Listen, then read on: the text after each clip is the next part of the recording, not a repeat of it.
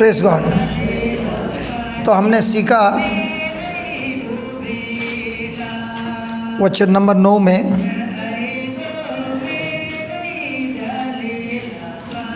प्रभु के अनुग्रह के द्वारा प्रभु यीशु जो कि अमीर थे, आज्ञा का पालन करते हुए उनके अंदर स्वर्ग पिता का आशीर्वाद था, वो सब छोड़कर हमारे खातिर क्रूस पर गरीब बन गए और उनकी गरीबी से हम लोगों को जो गरीब का श्राप था उस श्राप से मुक्त करके हमको आशीर्वाद से भर दिया है कि हम उनके द्वारा अमीर बन जाते हैं। और हमने ये सीखा, गरीब का मतलब ये है जो व्यक्ति को खाने के लिए खाना नहीं है,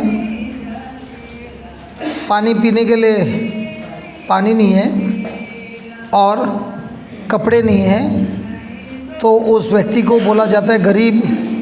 और यीशु क्रूस पर उनकी परिस्थिति ऐसी थी कि खाना के लिए भूख लगी थी, खाना खाने के लिए नहीं था, प्यासे थे लेकिन पानी नहीं था, और बिल्कुल उनके सारे कपड़े निकाले गए थे और इसीलिए वो पूरी तरह से गरीब हो गए।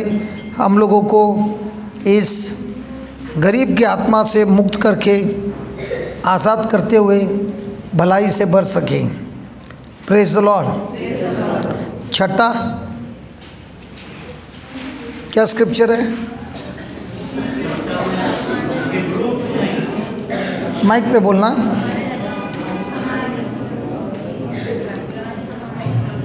हिब्रू 2:9 इब्रानियों के नाम संशोधित का पत्र अध्याय 2 और संख्या 9। कौन सा? हिब्रू 2:9 बोल।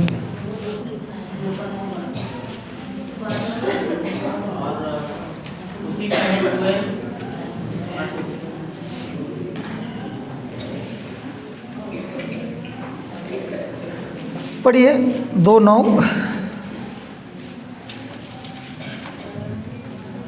परंतु हम यहाँ देखते हैं कि मृत्यु की यंत्रणा सहने के कारण ईसा को महिमा और सम्मान का मुकुट पहनाया गया है। वह स्वर्गदूतों से कुछ ही छोटे बनाए गए थे, जिससे वह ईश्वर की कृपा से प्रत्येक मनुष्य के लिए मर जाएं।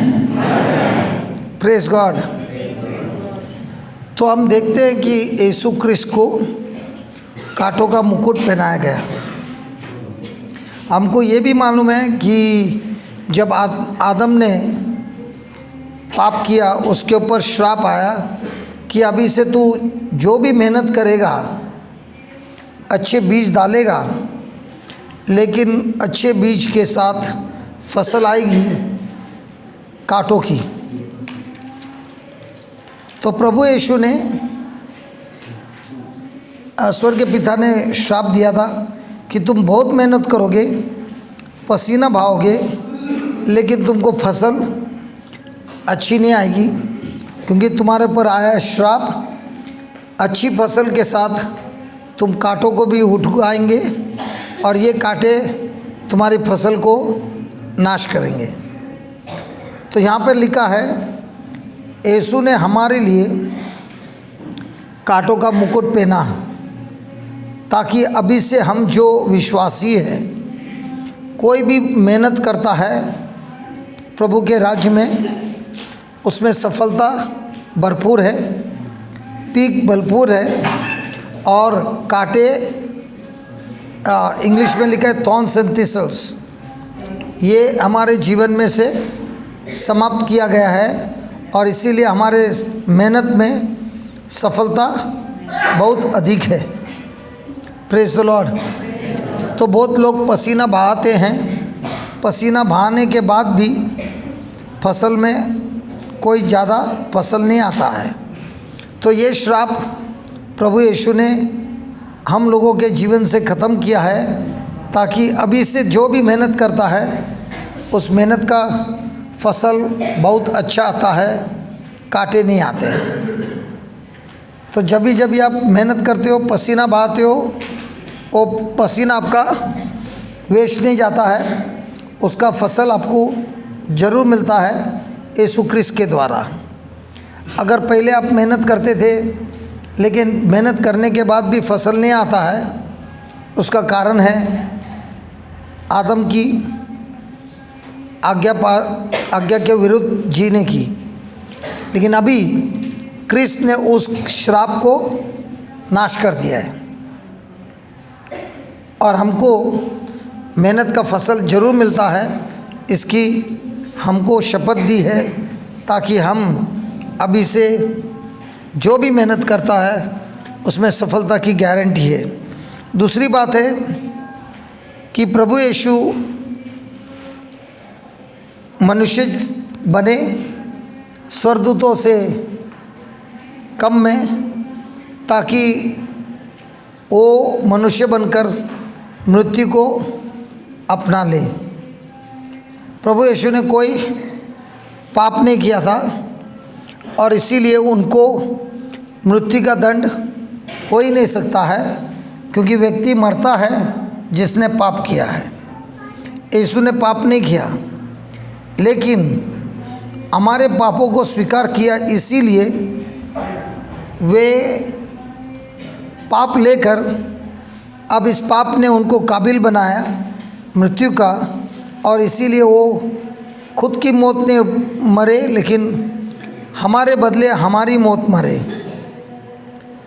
तो प्रभु का जीवन मृत्यु में बदल गया, ताकि हमारा जीवन जो मृत्यु में था वो बचकर नया जीवन पाकर हमको अनंत जीवन दिया है। और ये सब होता है क्रूस पर।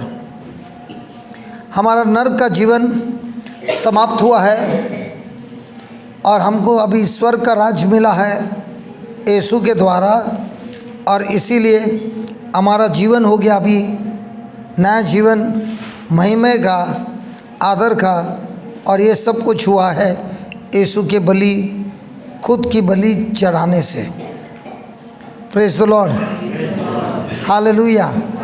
तो याद रहे, आप जब भी प्रभु यीशु को देखते हो अपने हृदय से, जो उनके सर पर कांटों का मुकुट है, उस पर जब लहू लग गया प्रभु यीशु का, उस कांटों पर जो श्राप था वो समाप्त हुआ है। अब विश्वासी होने के कारण आपके जीवन में सफलता की गारंटी है। जो वचनों से जीता है, स्वार्थपन छोड़ता है, उसके जीवन में प्रभु महान कार्य करता है और उसकी मेहनत वेस्ट नहीं जाती है, उसका फसल जरूर मिलता है। Praise God, hallelujah. और ये हमने हमारे खुद के जीवन में भी देखा है। हमारे को प्रभु ने बहुत आशीर्वाद दिया था जूने ज़िंदगी में, लेकिन हमारी स्वार्थी पाप की जीवन के खातिर हमारा जो निर्णय था वो गलत था, इसके लिए हम सब कुछ हार चुके। लेकिन यीशु मिलने के बाद, पूरी तरह से टूटने के बाद, इन्हीं वचनों ने हमको फिर से खड़ा कर दिया और इन वचनों के साथ जीकर हमको फिर से खड़ा कर दिया और प्रभु ने हमको फिर से आशीर्वाद से भर दिया। लेकिन इस बार उनके वचनों के द्वारा जब हमको प्रभु ने फुल टाइम बुलाया, हमने हमारा सारा धंधा बंद कर दिया, लेकिन जो जगह था वो भाड़े पे दिया। कितने सालों से वही जगह आज मुझे भाड़ा देता है, जैसा कोई नौकरी के लिए जाता है और महीने के बाद उसको पगार मिलता है, वैसा ही मुझे हर महीना भाड़ा मिलता है। अगर यीशु ने मुझे वो आशीष दी नहीं होती और वो जगह मेरा नहीं होता, आज मुझे भी गर्दन लंबा करके देखना पड़ता पैसे कहाँ से आएंगे। लेकिन जो उन्होंने यश दिया, 11 साल मैंने धंधा किया, 8 महीना नौकरी की, बाकी के साल धंधा किया, और जब मुझे बुलावा दिया वो धंधा मैंने बंद कर दिया और प्रभु के कार्य में लग गया। लेकिन मैं ये बोल सकता हूँ, हर महीना जैसे आदमी को पगार मिलता है वैसा ही मुझे मेरे जगह का भाड़ा मिलता है। और इसीलिए मिनिस्ट्री में मुझे कोई पगार नहीं है, मैं पगार लेता भी नहीं हूँ और मुझे नहीं भी चाहिए, क्योंकि मेरे जो जगह दिए हैं उसमें से जो भाड़ा मिलता है वो मेरे लिए काफ़ी है। और ये हुआ कैसे? प्रभु ने हमारे जीवन से कांटे को हटा दिया, आशीर्वाद दिया, और 11 साल में इतना दिया कि अभी ज़िंदगी भर भाड़े से आराम से मैं और मेरी बीवी आराम से रह सकते हैं। बच्चों को अच्छा पढ़ाकर अच्छे नौकरी करके सब भला हो गया। तो जब मैं देखता हूँ मेरी ज़िंदगी, जो पिछली ज़िंदगी है, नियम के अनुसार मेरी एक ज़िंदगी में बर्बादी होनी है, मेरे बच्चों में बर्बादी होना है, क्योंकि मैं श्रापित है। लेकिन यीशु मिलने के बाद हमारे ज़िंदगी से कांटे, थॉर्न्स एंड टिसल्स, टिसल को क्या बोलते हैं? तो जेनेसिस में जो श्राप आया आदम को, तुम्हारे ज़मीन से सिर्फ फसल नहीं आएगा, उसके साथ जंगली झाड़ भी उगेंगे और कांटे वाले झाड़ भी उगेंगे जो तुम्हारे फसल का नाश करेंगे। लेकिन यीशु हमारे जीवन में आने से ये सारा श्राप ख़त्म हो गया और मेरी ज़िंदगी इतनी खूबसूरत हो गई। Praise God, hallelujah. तो अगर आपके जीवन में ऐसा कुछ है और आप इस वचन को बोलते हो तो याद रखिए, आपके जीवन में से भी कांटे और जंगली झाड़ जो आपके जीवन में उग रहा है, आपके फसल को खा रहा है, उसका नाश हो गया है। और अभी से प्रभु ने आपके फसल को बिल्कुल शुद्ध किया है, जो आपके पक्ष में होगा, फायदे में होगा, और कांटे उसे खा नहीं सकते।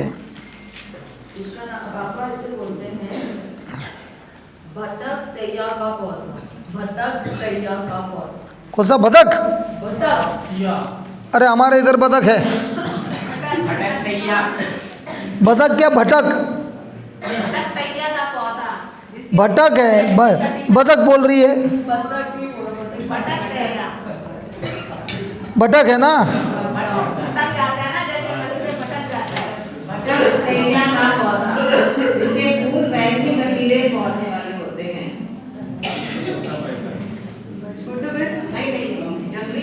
ये जंगली सबसे अच्छा आसान समझना, जंगली पौधा, कांटे का पौधा। अच्छा, हम बनारस गए थे तो हमने पहले बार गेहूं का पौधा देखा, गेहूं ज़िंदगी में पहले बार देखा। तो हमने फादर रंजीत को पूछा, फादर बाइबल में तो लिखा है कि गेहूं का पौधा लगाया था और रात को दुश्मन आया और दूसरे बीज डालकर गया, और गेहूं का पौधा और दूसरा पौधा साथ में उगने लगे, और उनको समझ में नहीं आ रहा है कौन सा सही है कौन सा नकली है, दोनों वैसे ही दिख रहा है। तो मैंने फादर को बोला, ये सच है क्या? तो बोलते हाँ। तो मैं बोला, कैसे पता चलता है गेहूं का पौधा और दूसरा पौधा गेहूं के जैसे दिखता है लेकिन वो जंगली पौधा है? बताओ बताओ, तुम लोग किसान है ना, बताओ। बोलो अभी हमारे इधर गेहूं नहीं बनता है। तो बताओ कैसे पता चलता है कौन सा असली है कौन सा नकली है? मोटा बीटा नहीं रहता, वैसा ही दिखता है। झूठ बोल रही है। हाँ, अच्छा, फर्क तो बता, कैसा फर्क पड़ता है? फूल भी वैसा ही दिखता है, फूल भी ऐसा ही रहता है। हाँ, जो पौधे में गेहूं होता है उसका वजन इतना होता है कि वो नीचे झुकता है, और जो नकली रहता है उसका कोई वजन नहीं रहता, वो ऐसा तान के खड़ा रहता है। हमारे जीवन में भी जिसके पास फल है ईश्वर के, वो झुक के प्रेम करता है। जिसके अंदर आत्मा के फल नहीं है वो उसके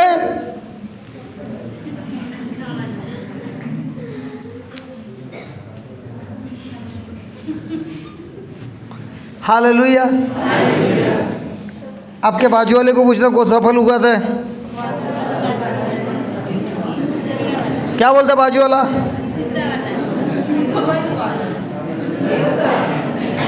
गेहूं का वो फल उगाता है लीना, क्या आत्मा का? मैं तो आत्मा का उगाती हूँ। हाँ, प्रेज गॉड। अभी तुम लोग जितना मांगते हो उसको सताओ, वो तो बोलती है मैं आत्मा का फल उगाती हूँ। कोशिश करके देखना। हाँ, क्यों हंस रहा है? कुछ तो कल्पना कर रहा है। लीना तेरे बारे में ही कल्पना कर रहा है। ये स्वर्ग पिता ये नहीं जानता ये क्या कल्पना कर रहा है, क्योंकि ये एक दिन मुझे जरूर देखेगा और फिर बोलेगा अरे मैंने कल्पना किया था कुछ और हुआ कुछ और। चलो फिर उसके बाद नेक्स्ट।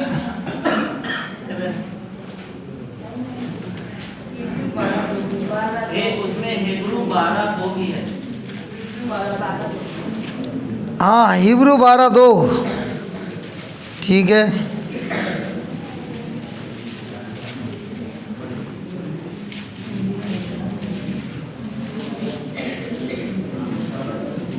बारह एक से लेना। जब विश्वास के साक्षी इतनी बड़ी संख्या में हमारे चारों ओर विद्यमान है, तो हम हर प्रकार की बाधा दूर कर अपने को उलझाने वाले पापों को छोड़कर और ईसा पर अपनी दृष्टि लगाकर धैर्य के साथ उस दौड़ में आगे बढ़ते जाएं जिसमें हमारा नाम लिखा गया है।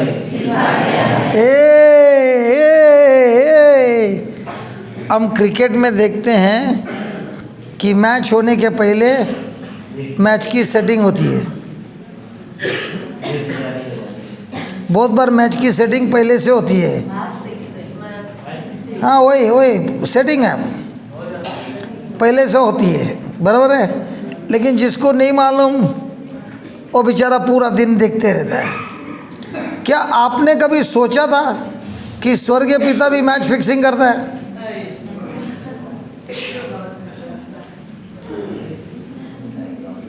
ओए, कभी आपने सोचा था स्वर्गीय पिता भी मैच फिक्सिंग करता है? आपके हिंदी बाइबल में कुछ और है, लेकिन हमारे इंग्लिश बाइबल में ऐसा लिखा है, the race that is set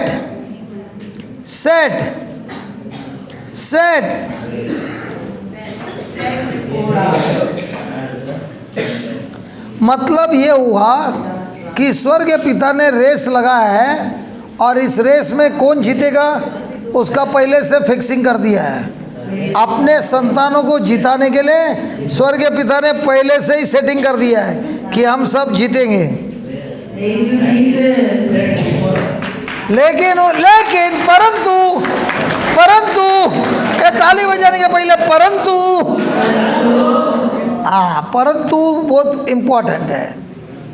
परंतु क्योंकि उधर लिखा है ये रेस का सेटिंग पहले से हुआ है, और इसका आपके पास गवाही भी है।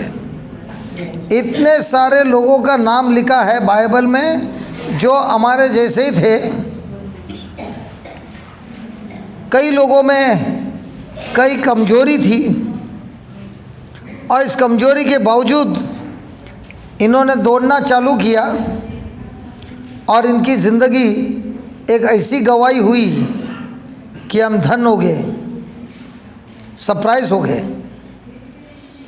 और उनकी गवाही एक हमारे लिए एग्जाम्पल है, उदाहरण है कि ये लोग का नाम बाइबल में क्यों लिखा है, इनके विश्वास के लिए। और इनकी खास बात क्या थी?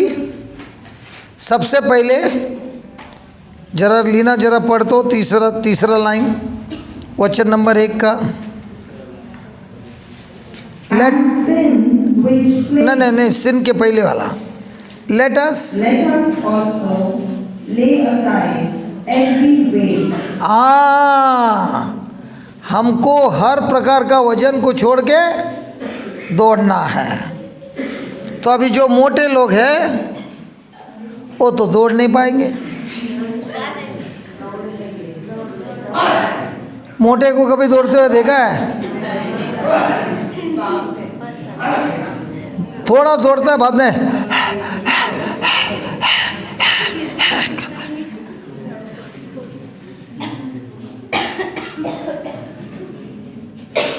तू क्या देख रही है? मैं मोटा हूं?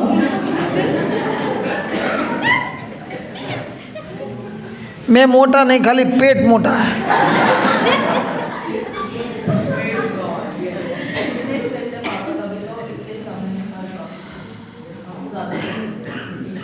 जब यूथ रिट्रीट होती है ना, प्रेज एंड वर्शिप होती है ना, नाचना पड़ता ना, जो यूथ है ना थक जाते हैं, हम थकते नहीं हैं।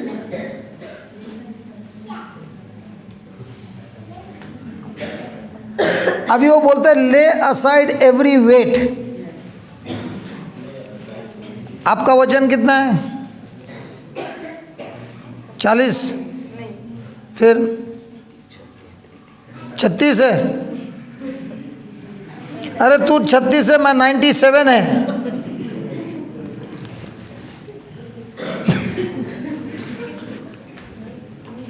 और मुझे ऐसा करके देखती है। हालेलुया। ये वजन का जो बात कर रहा है कौन सा? शरीर का वजन कि मन में वजन? तो ये इतनी पतली है, ये भारी वजन उठा सकती है मन में? भारी वजन उठा सकती है।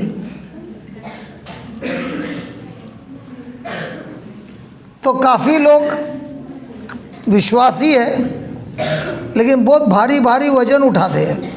है शरीर में पतले लेकिन हाथी को भी उठा के भाग रहे हैं। और सबसे पहले बोलता है प्रभु कि जो दौड़ मैंने तुमको जिताने वाला हूँ उसका सेटिंग कर दिया है। सबसे पहले अपने जीवन का हर प्रकार का शक, हर प्रकार का चिंता, हर प्रकार का डर उसको छोड़ के भागना है। उसको लेके भागा जरूर गिर जाएगा। अभी मैं बम्बई की बात बोल रहा है, किसी को बोलना नहीं। और मेरे से गुस्सा भी नहीं होना सब स्त्री लोग, क्योंकि पुरुष ऐसा हरकत करता नहीं है सबके सामने पब्लिक में, लेकिन औरत लोग बम्बई में ये करता ही है। और मैं तुमको वीडियो के साथ दिखा सकता हूँ, ये नहीं वीडियो में जो करता है। बम्बई में एक ट्रेन है जिसको बोलता है महिला स्पेशल। इस ट्रेन में कोई मर्द नहीं चढ़ सकता, पूरा ट्रेन ये लोग का है, ठीक है।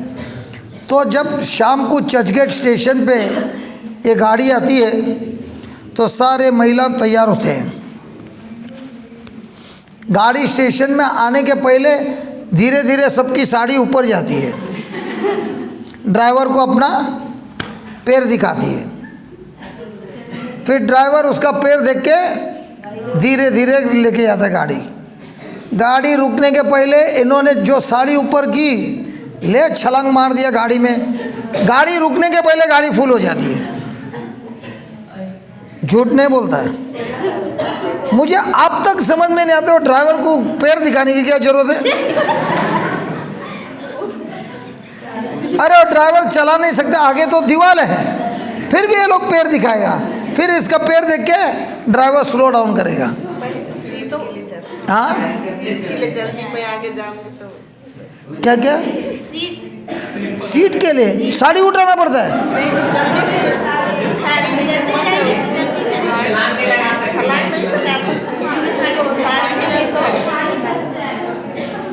तो तुम लोग तो मैंने तो देखा तुम लोग दौड़ते हैं, तुम लोग भी साड़ी उठाते हैं। हाँ अरे हमको क्या मालूम, हम थोड़ी साड़ी पहनते हैं। मैं ये हर टाइम देखता है चर्चगेट स्टेशन पे ये सब औरत लोग ऐसा दिखाएगा उसको। क्यों क्यों उठाता है?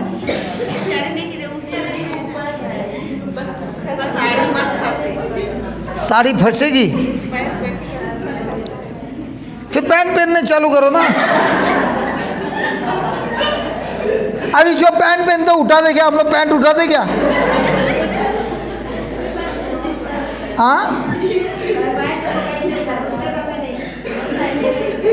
क्या हुआ?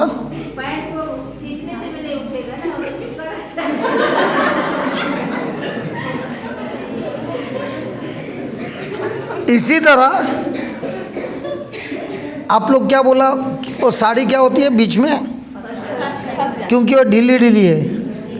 इसी तरह जिसके मन में सब चिंता है, ढीला ढीला है, जब मन का निर्णय करना पड़ता है हृदय का, वो ढीला ढीला, वो ढीला ढीला बीच में आता है और फिर धड़ाम से गिरता है।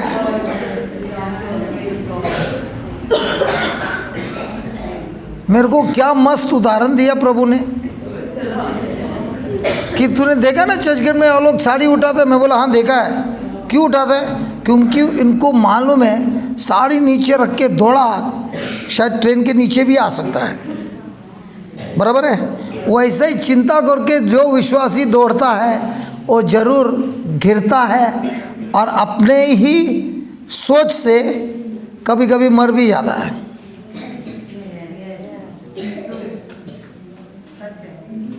तो बताइए ये जो साड़ी औरत लोग पहनता है,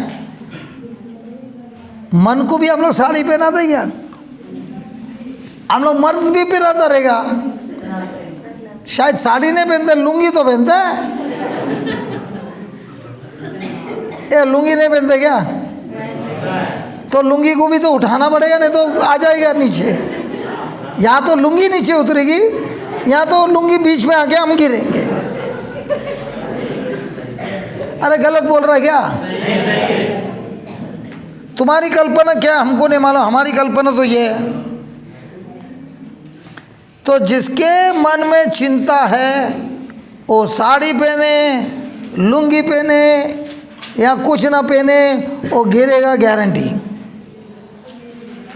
और प्रभु बोलते हैं सबको दौड़ना है।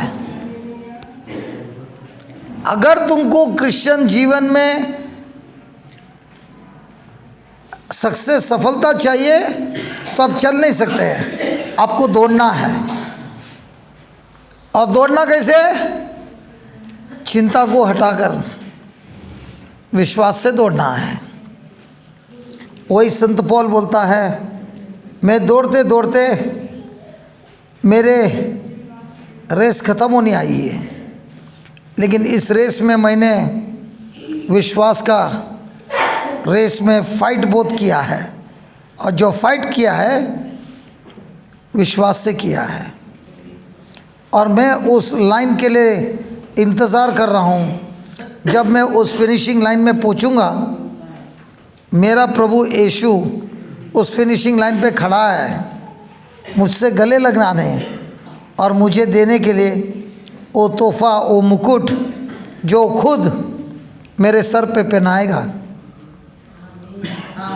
और मैं उस रेस में दौड़ते जा रहा हूँ। कितनी भी समस्या आई, कितना भी मुसीबत आया, लेकिन मैं पीछे हटा नहीं, ना मैंने चिंता की।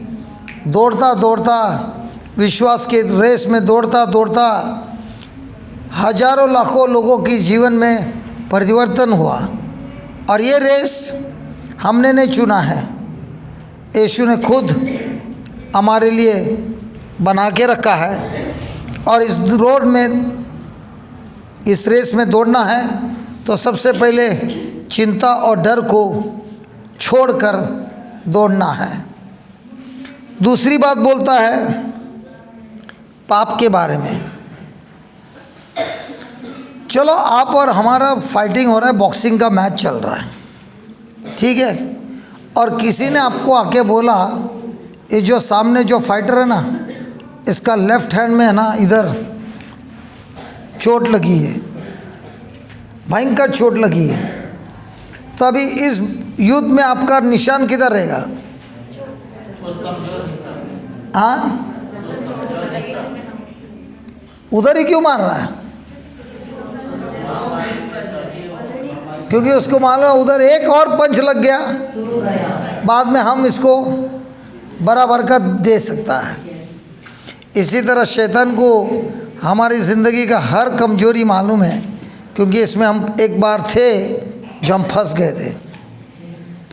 और इसीलिए आप सोचते हो इतना साल हो गया, लेकिन हम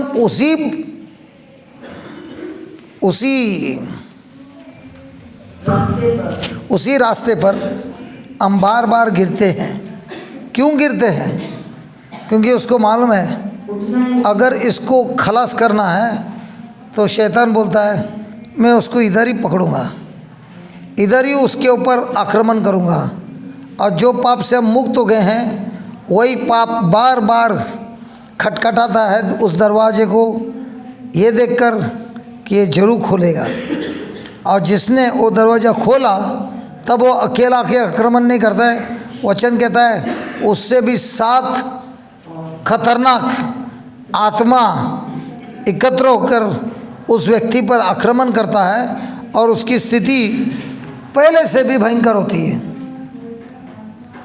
ये वचन ने हमको बचाया। हमने सोचा हमारी हालत ऐसी हुई है, और मान लो हमारे अंदर 7 दुष्ट आत्मा थे, मान लो एक आत्मा निकलता है और 7 उससे भी खतरनाक को लेके आता है, तो 7 से 7 निकले तो कितने हो गए? 49 खतरनाक। और जूने 7 हुआ कितना? 56। 7 में हमारी दिशा ऐसी है, 56 आएगा तो क्या होएगा? यही सोचकर हम डर गए और हमने कहा प्रभु मुझे नहीं जाना है। तो प्रभु ने कहा उधर लिखा है ये दुष्ट आत्मा जाता है वापस आता है और उसे वो घर बिल्कुल साफ दिखाई देता है, बिल्कुल साफ हो गया है, कुछ कचरा नहीं, मकान पूरा साफ है। लेकिन परंतु ये मकान खाली है, पूरा साफ है लेकिन खाली है। क्योंकि जो वक्त दिया था भरने के लिए हमने भरा नहीं। भरना क्या है? प्रभु के वचन। जो हमने अभ्यास नहीं किया, उसके बारे में सोचा नहीं, पूरा टाइम बर्बाद किया।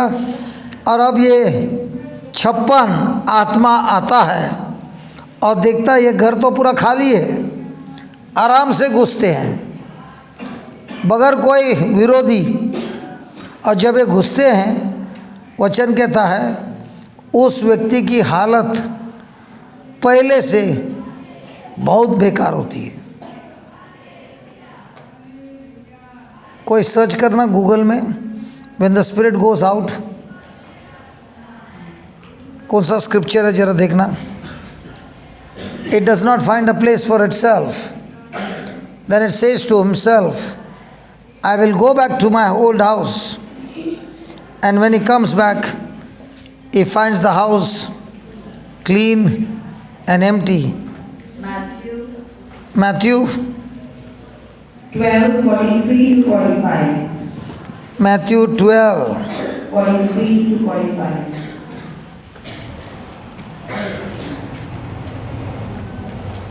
Shall I read it? Hindi में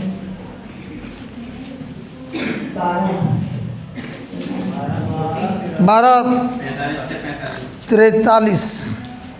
जब अशुद्ध आत्मा जब सब मिलकर चलो पेज नंबर क्या है? Page number 21. मती अध्याय 12 पद संख्या 43। Page number 21 नए नियम का पेज नंबर 21। चलो खोलिए, पढ़िए। जब अशुद्ध आत्मा किसी मनुष्य से निकलता है तो वह विश्राम की खोज में निर्जन स्थानों में भटकता फिरता है, किंतु उसे विश्राम नहीं मिलता। तब वह कहता है जहाँ से निकला हूँ अपने उसी घर वापस जाऊंगा। लौटने पर वह उस घर को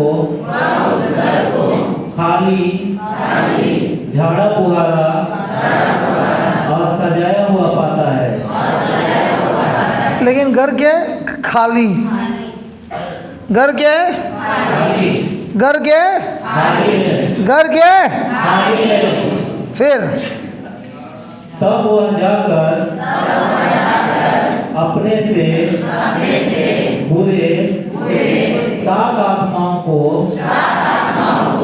ले आता है और वे उस घर में घुसकर वहीं बस जाते हैं।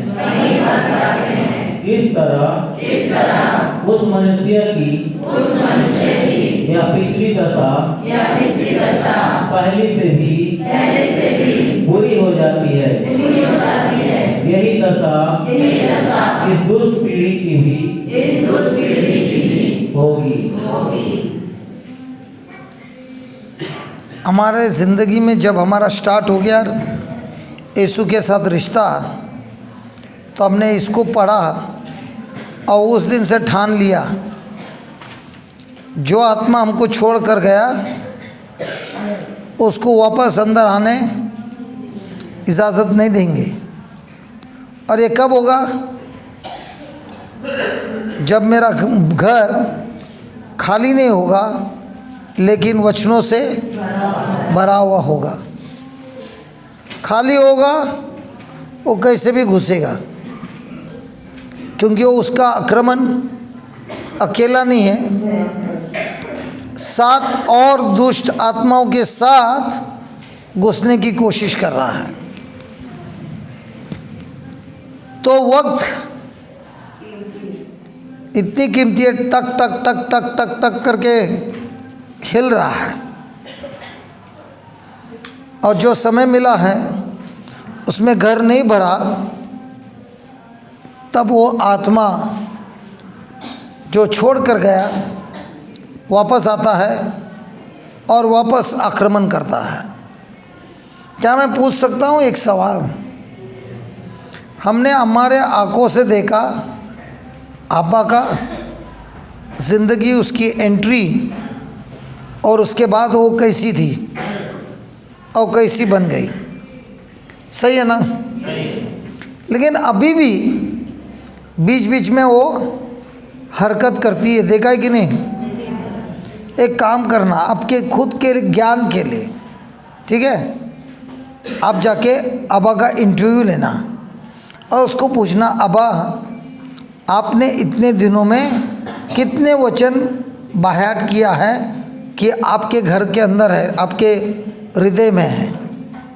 आप खुद पूछना और आपको सवाल का जवाब मिलेगा, एक भी नहीं। वो एक भी है ना जो हमने शब्द इस्तेमाल किया, प्रभु यीशु का पवित्र आत्मा मुझ पर है, प्रभु यीशु ने मुझे अभिषेक किया है, अपने प्रेम से मुझे भर दिया है और सारे दुष्ट आत्माओं से, बीमारी से, श्रापों से मुझे मुक्त कर दिया है। बराबर है? उस बिटिया को जाके पूछना, इतने दिन से तुम इधर हो, तुमको कितने वचन बाय हार्ट है। क्योंकि उस दिन हम उसको बाहर लाए और पूछा ये हरकत करती है, ये बता तेरे घर में कितने वचन डाल के रखे हैं। क्योंकि जहाँ घर खाली है, प्रभु यीशु बोलता है वो दुष्ट आत्मा आएगा जरूर, छोड़ेगा नहीं। और जब वो आता है उस समय मेरा घर खाली है कि भरेला है। अगर खाली है, प्रभु का शब्द बोलता है उस व्यक्ति की स्थिति इतनी भयंकर है, पहले से भी बहुत बहुत भयंकर है।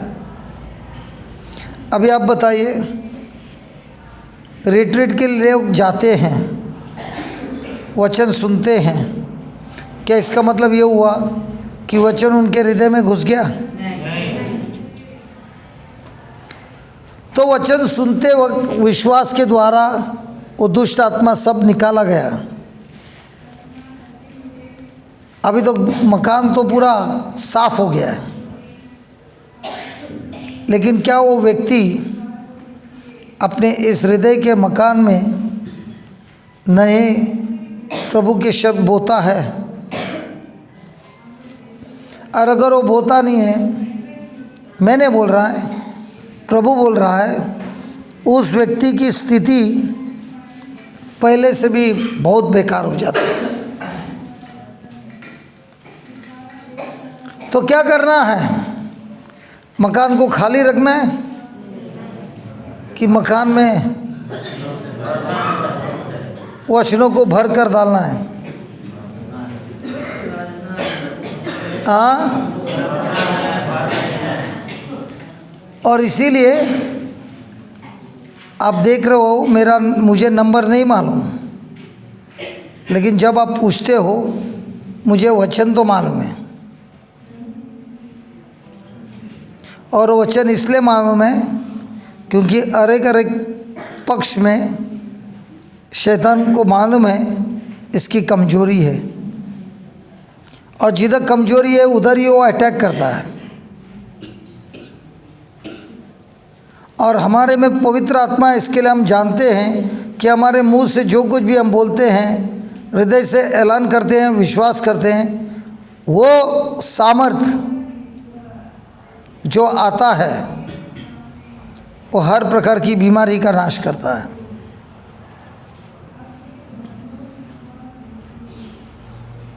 Praise God. और इसीलिए बहुत बार होता है, आरोप लगता है, हमारे परिवार में सब कुछ शांति में था, लेकिन इस व्यक्ति ने आकर वचन सुनाया, उस दिन से हमारा बेटा अपनी बुद्धि खोकर पागल के जैसा घूम रहा है। पहले क्यों नहीं हुआ?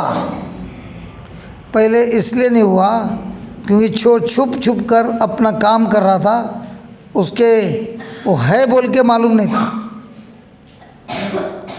लेकिन अब वचन सीखने के बाद वो दुष्ट आत्मा पूरा साफ नजर आ रहा है प्रभु के आईना में।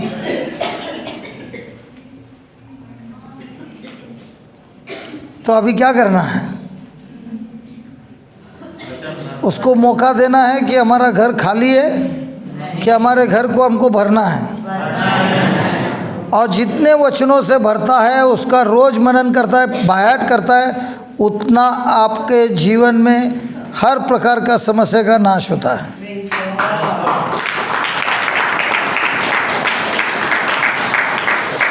इसके लिए जब हम कुछ सिखाते हैं और कोई बोलते हैं मैं हाथ रख के प्रार्थना करूं, मैं उसे रोक लेता हूं। क्यों रोकता हूं? क्योंकि हमको यहाँ पर जंप स्टार्ट नहीं सिखाना है। अपनी खुद की बैटरी चार्ज करो, गाड़ी को स्टार्टर मारो, इंजन चालू होएगा, आप खुद अपनी ज़िंदगी को चलाओगे प्रभु के वचनों के अनुसार।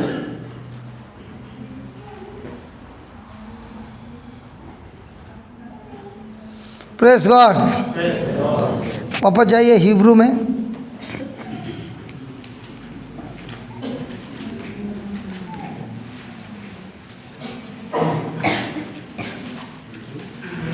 तो ये जो युद्ध है हमारी, इस युद्ध में मैं जीतूंगा या हारेगा कौन फैसला करता है?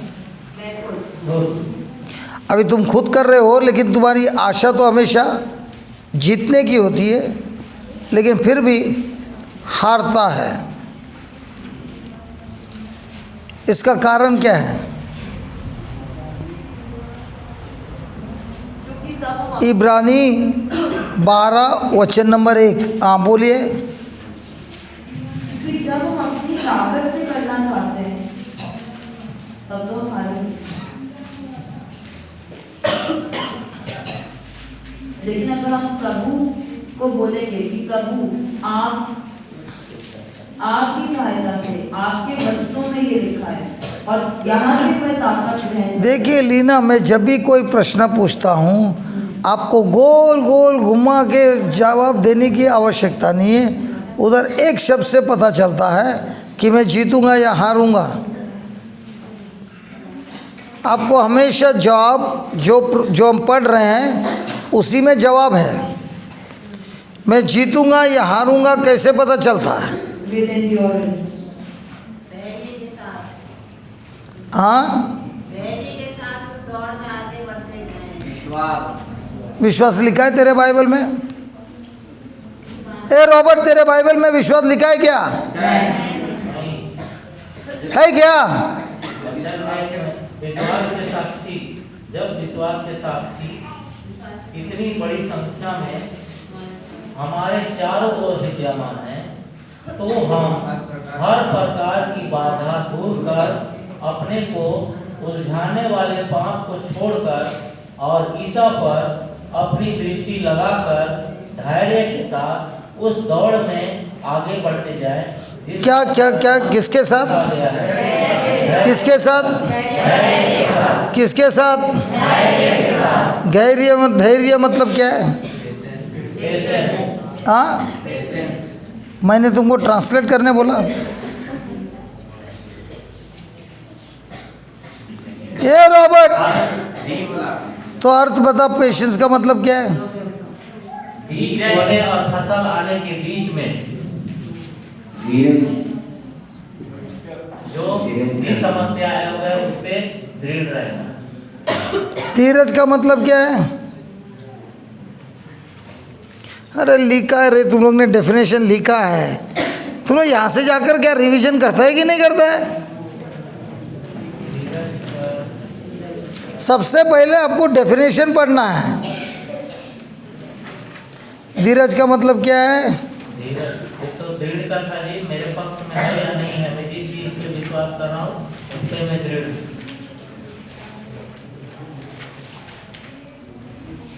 मेरे तर्क में है या नहीं है।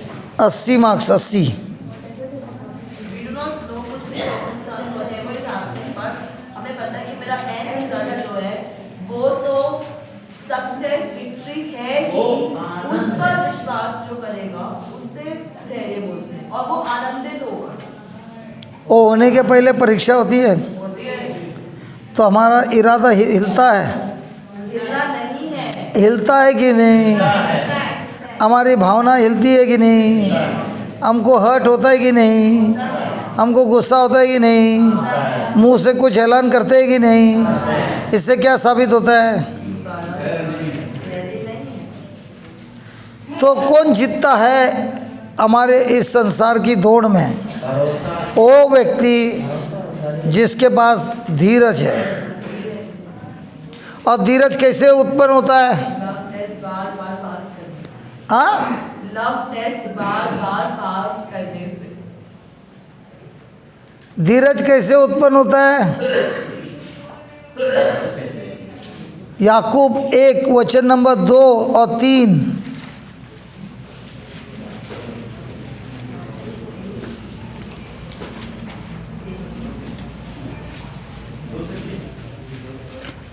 चैप्टर 1 वचन नंबर 2 और 3।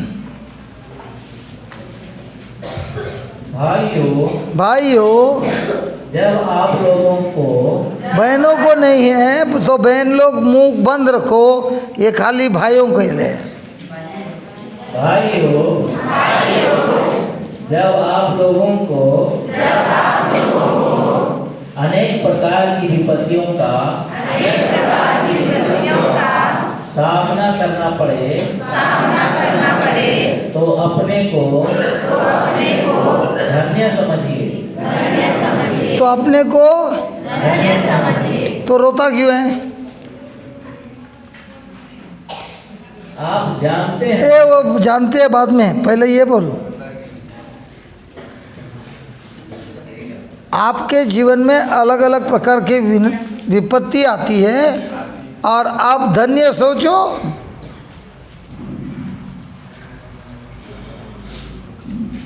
धन्य सोचो कि रोते रहो। तो आपकी बेटी को बुखार है, टेस्ट रिपोर्ट था इतने सालों से, आप धन्य हैं।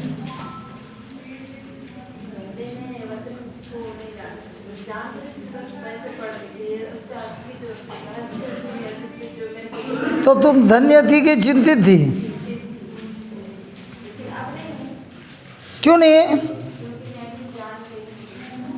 कि तुम धन्य उसका परिणाम है। तो धन्य कैसे, धन्य होने के लिए क्या क्या सोचती है?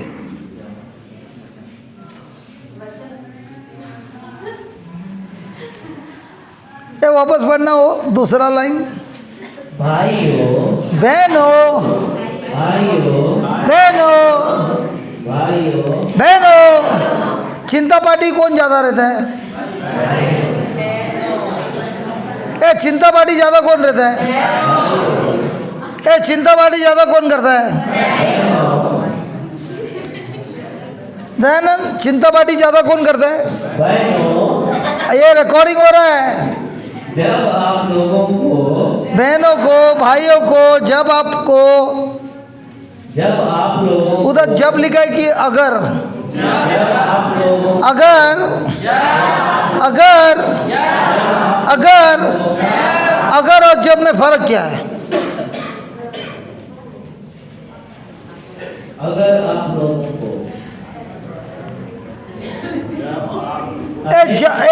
एक मिनट, तू आगे मत जा रही, तू बहुत फास्ट जा रहा है। ये तो बता अगर और जब में फर्क क्या है?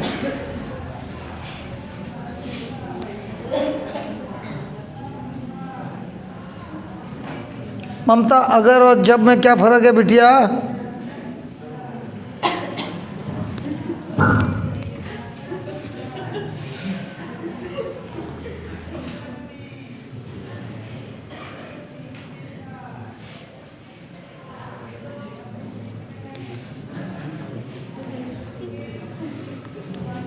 दोनों भाई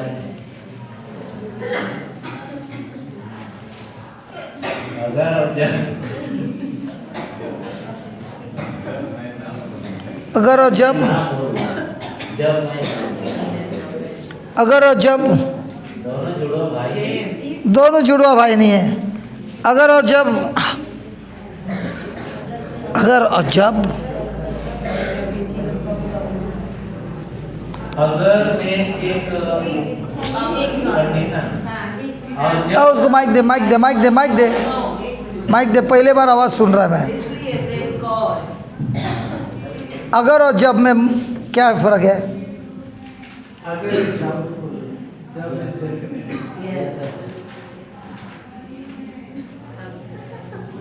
और थोड़ा दे तो 80 मार्क तो मिल गया, 20 मार्क है।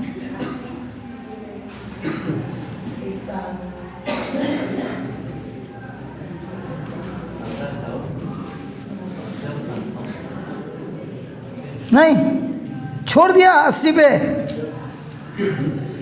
छोड़ना मत यार। और लाइन पूरा कर दे, उसको लाइन दे दे, वो कंप्लीट कर देगा। लाइन दे दे। भाइयों, जब आप लोगों को अनेक प्रकार की विपत्तियों का सामना करना पड़े। बस बस बस बस बस बस, आई बताओ।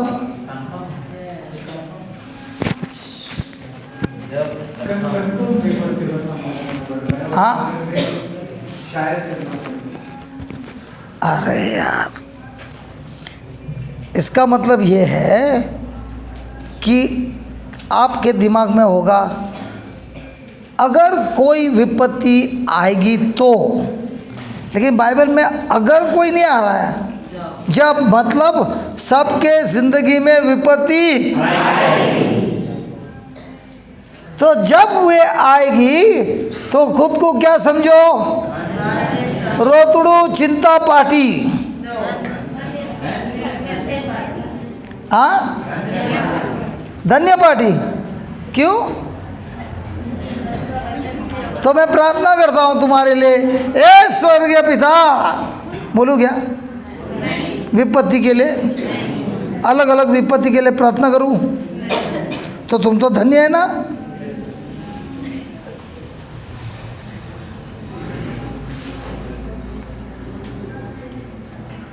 अभी माँ बेटी दोनों मेरे को देखते भी नहीं है। She is saying something. I'm writing some message. She is saying धैर्य को पूर्णता तक पहुँचने दीजिए। ये बताइए, ये दोनों में फर्क क्या है? अगर विपत्ति आएगी मतलब श्योर नहीं आएगी कि नहीं, लेकिन जब में आएगी ही आएगी, हाँ, तो क्या करना है हमको? तो हमें धैर्य के साथ, धैर्य लिखा के होते तुमको आगे बढ़ता है। धन्य समझे, धन्य समझो मतलब क्या? विपत्तियों का सामना करना पड़े तो अपने को धन्य समझे। इधर धन्य लिखा है, मेरे में जॉय लिखा है। हाँ, आनंद समझो हाँ, आनंद की बात समझे हैं सब। लिखा है, लिखा है वैसे दूसरा क्रिश्चियन है, आपके बाइबल में लिखा है, इनके बाइबल में लिखा है आनंद की बात है। क्या? पढ़िए पढ़िए बात समझे। सेकंड, हे मेरे भाइयों, बोलिए बोलिए, हे मेरे भाइयों, जब तुम नाना प्रकार की परीक्षाओं में पढ़ो, तो इसको पूरे आनंद की बात समझो।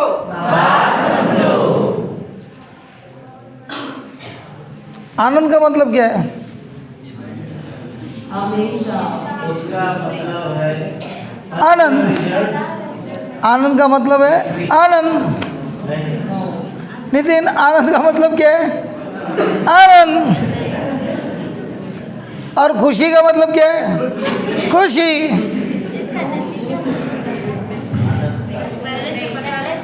आप आनंदित है कि खुश है? सच्ची बता।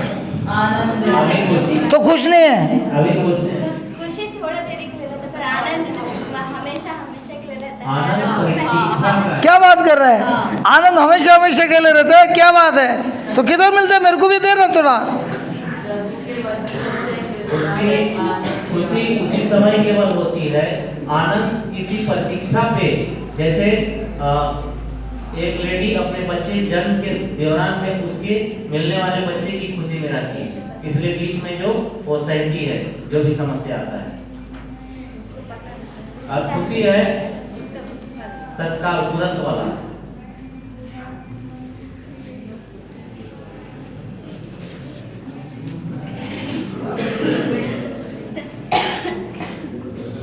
आनंद का सिंपल मीनिंग है अंत में क्या होगा उसकी मुझे।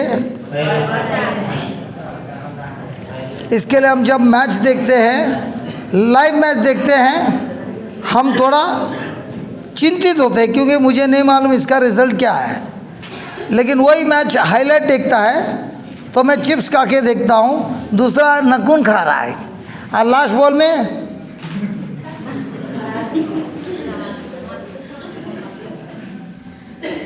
क्यों हो रहा है? क्योंकि उसको अंत क्या होगा मालूम नहीं है। तो विश्वासी जो है वो आनंद वाला आदमी है कि खुश वाला आदमी है? क्यों? क्या पता है? अरे क्या पता है ये तो बता। क्या? अरे उसको पता है कि यीशु ने युद्ध मेरे लिए जीता है, वो उसको पता है, इसके लिए वो आनंदित है।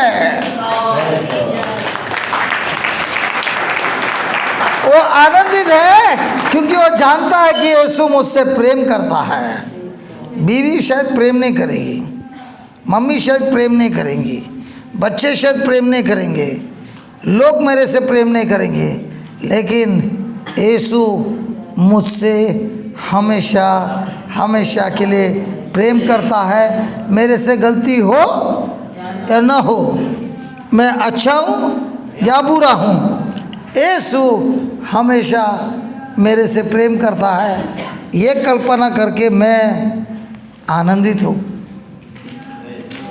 मेरे दोस्त मुझे छोड़ेंगे, मेरे माता पिता कहीं छोड़ देंगे, सारे लोग मुझे छोड़ेंगे, त्याग करेंगे, लेकिन मेरा यीशु मुझे कभी नहीं छोड़ेगा।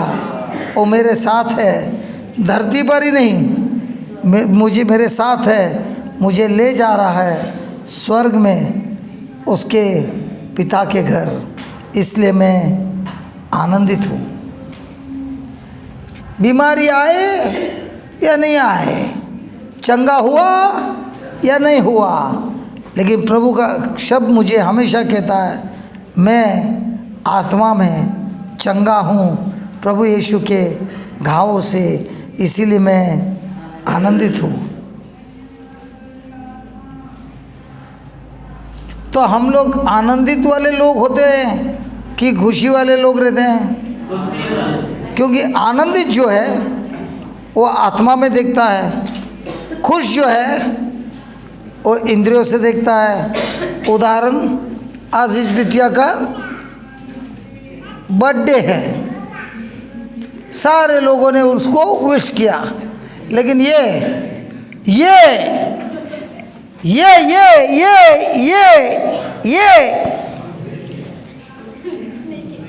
उसको विश नहीं की। जैसे उसका फ़ोन नहीं आया, रात के 11 बज गए हैं, अभी भी नहीं आया।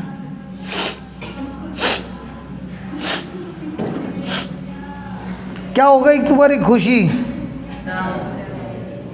केक काटने वाली थी लीना, उतने में किसी ने कुछ बक दिया। क्या हो गई उसकी खुशी? केक भी नहीं कटी, मूड भी ऑफ हो गया। तो लीना का मूड किस पे है? खुशी पर, आनंद पर नहीं। क्योंकि जिसकी ज़िंदगी आनंद पे चलता है वो आनंद उसका बल है। जिसकी ज़िंदगी खुशी पे चलती है, कभी मूड खराब होएगा किसको खबर। सवेरे उठकर पत्नी पति से कहती है I love you so much, तुम्हारे बगैर मैं रह नहीं सकती हूँ। दोपहर को कुछ खबर मिला, I hate you, I don't want to see your face again. रात को get out of this house, मैं तेरा चेहरा भी नहीं देखना चाहता है। एक है खुशी की ज़िंदगी, आनंद की ज़िंदगी। प्रभु बोलता है कोई बात नहीं, गलती हुई ना, चल हाथ पकड़ मेरा, चल चल वापस परीक्षा लेंगे, चल मैं तेरे को सामत देने तैयार हूँ, चल मेरी सामत लेके परीक्षा में वापस बैठ जा। और वो है यीशु जो कभी छोड़ता नहीं। तो जिसका हृदय में रिश्ते में कोई मनुष्य है, उसकी ज़िंदगी कठपुतली जैसी है, लेकिन जिसका रिश्ता यीशु के साथ नंबर 1 है, उसको कुछ फर्क नहीं गिरता है। वो आनंद से रहता है। मेरे सगे वाले, मेरे प्रिय लोग मुझसे मोहब्बत करें या नहीं, उससे मुझे कुछ लेना देना नहीं, क्योंकि मुझसे जो प्रेम करता है यीशु, और वो मुझे सिखाता है सबसे प्रेम करो, उनके कार्य के अनुसार नहीं, लेकिन मेरे प्रेम के अनुसार तुम भी प्रेम करना सीखो। अब हमारी अपेक्षा किसी के साथ है? ओए, अभी आपकी ज़िंदगी में कोई अपेक्षा है, लेकिन किस पे निर्मल है? लोगों पर कि यीशु पर? क्योंकि आप जो चाहते हो और अपेक्षा करते हो उस व्यक्ति में है ही नहीं। क्या देगा? क्योंकि वो भी कमज़ोर है, आप भी कमज़ोर हैं, और इस कमज़ोरी में हम अपेक्षा करते हैं ऐसे लोगों से जिनके पास है ही नहीं। लेकिन जब आपकी अपेक्षा बदलती है यीशु पर, तब आप आनंदित आनंदित रहते हैं। हमने बहुत साल पहले बोला था हमारे बीवी और बच्चों को, हमारी ज़िंदगी का आनंद आपसे नहीं आता है, बच्चों से नहीं आता है, मिनिस्ट्री से नहीं आता है, बैंक बैलेंस से नहीं आता है, क्योंकि ये सब टेम्पररी है, आज है कल नहीं है। लेकिन एक व्यक्ति परफेक्ट है और हमारे साथ हमेशा है, वो है यीशु। जिस दिन से हमने ठान लिया ना, हमारे ज़िंदगी का आनंद सिर्फ यीशु देता है, कोई मनुष्य नहीं देता है, तो हमारी अपेक्षा करने की जो सिस्टम थी वो ख़त्म हो गई। अपेक्षा हम हमेशा करते हैं यीशु से, और यीशु कोई भी इंसान को इस्तेमाल कर सकता है। उस जो भी हम अपेक्षा करता है वो किसी को भी इस्तेमाल कर सकता है हमारे ज़िंदगी में हमारी अपेक्षा पूरा करने। लेकिन जड़ तो यीशु है। डाली कोई भी हो, लेकिन जड़ पे विश्वास किया, डाली को फल तो देना ही पड़ेगा, क्योंकि रस देने वाला कौन है? यीशु है। इसीलिए जब जब आपने कोई इम्तिहान हारा है, आपकी जिस समय आनंद निकल गया, आप हार गए। जब तक आनंद है आप जीत गए, क्योंकि आनंद का जुड़वा भाई है शांति। जिधर आनंद है उधर शांति है, जिधर शांति है उधर आनंद है। इनमें से एक भी हिल गया तो हो गया खलास। शांति की जगह पे चिंता आ गई तो आपके पास आनंद नहीं है, और जब तक आनंद नहीं है आपके पास ईश्वर का बल नहीं है। ईश्वर का बल नहीं है तो आपको विश्वास करने के लिए ताकत नहीं है।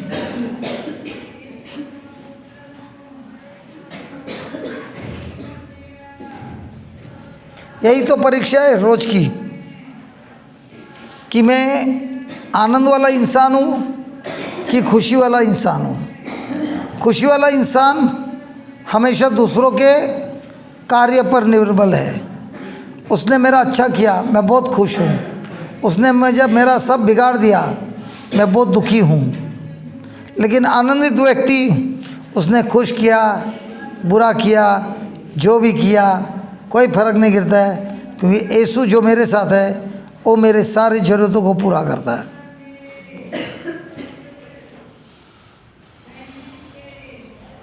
अभी आप देखिए आपके खुद के रिश्ते में और पूछिए, आपका पूरा जान किधर अटका है? यीशु में कि जिससे तुम मोहब्बत करते हो? ले, अभी सबका मुंह लटक गया। अगर यीशु में प्रेम आपका पूरा अपेक्षा है तो चिंता कहाँ से? तोड़ो तोड़ो तोड़ो तोड़ो तोड़ो तोड़ो तोड़ो। अभी जैसा मैं बोल रहा है, किसने गिरा है? लीना ने। जानबूझ के गिरा है? नहीं। लेकिन अभी उसको क्या कर रहा है? मैं मिर्ची और नमक डाल रहा है। अब उसके दिल में क्या आ रहा है? सबने देखा, मैंने तोड़ा।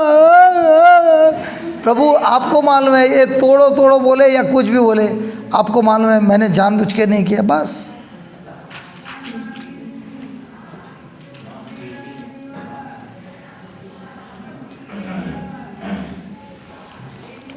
मैं कभी कभी गौरी और ये लोग को बोलता है, तुमको तो खाली छत्तीसगढ़ में करना है। हमारे ब्रांचेस इतने हैं, एक एक खबर मिलता ना तो हमारा सर पकड़ के बैठना पड़ेगा। लेकिन जब हमने ठान लिया है कि हमको खाली खुश खबर मिलता है आनंद से, वो है यीशु, तो जो खबर मिलता है सब हमको देना किसको है? हमको यीशु को देना ना। लेकिन रखता कौन है? यीशु ने बोला ना, cast all your cares unto me. लेकिन हम लोग किसको देते हैं? पति को। पति किसको देते हैं? पत्नी को। कोई कोई लोग ऐसा देख के करते हम चिंता किसको देते हैं? या तो हम खुद रखते हैं, या तो हम खुद रखते हैं, फिर अपने पति से डिस्कस करते हैं और पति उसको देखकर हंसता है, तो बोलते हैं इसको कुछ बच्चों की भी नहीं पड़ी है, हमारी भी नहीं पड़ी है, परिवार की नहीं पड़ी है, इसको कुछ नहीं पड़ी है। क्योंकि अगर चिंता करने वाला पार्टनर मिला, इसको बहुत पड़ी है हमारी। चिंता जहर है। तो चिंता पार्टी में चिंता करने लग गए तो अब बहुत अच्छे लोग हैं। और जो चिंता पार्टी में चिंता के लिए बुला रहे हैं, आमंत्रण दे रहे हैं, आ जाओ भाई चिंता पार्टी है, आ जाओ आ जाओ, और आप देख के हंसते हो, तो बोलते इसको कुछ दिमाग में ही नहीं है, ना इसके खोपड़ी में कुछ जाता है, ये तो पागल है। क्योंकि आनंद वाले लोग चिंता पार्टी के साथ चिंता नहीं करते, लेकिन चिंता पार्टी को बोलते हैं भाई थोड़ा तुम्हारा दिमाग ही घुमाओ, तब तुम्हारे में भी आनंद मिलेगा।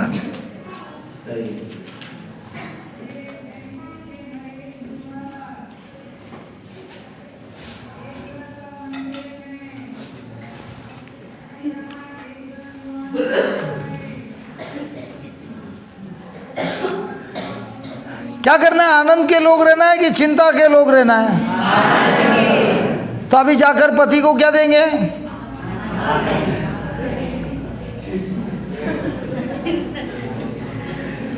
और पति को बोले अरे तुमको ये भी नहीं पड़ी है, ये भी नहीं पड़ी है, ये भी नहीं पड़ी है, पूरा बोझ मैं लेके खेल रही है, पूरा घर का बोझ मेरे सर पे। किसने बोला लेने? यीशु ने तो नहीं बोला। यीशु ने बोला तेरा सारा बोझ मुझे दे और मेरे से प्रेम ले। अब यीशु क्या बोलते हैं? अब वो थके हुए हैं, जरा हट जाइए, मैं बोझ लेता हूँ। आता है ना कॉल? हाँ आता है कॉल और बोलते हैं कि तुमको चिंता ही नहीं पड़ी है, अभी तक फोन नहीं किया है कारोबार।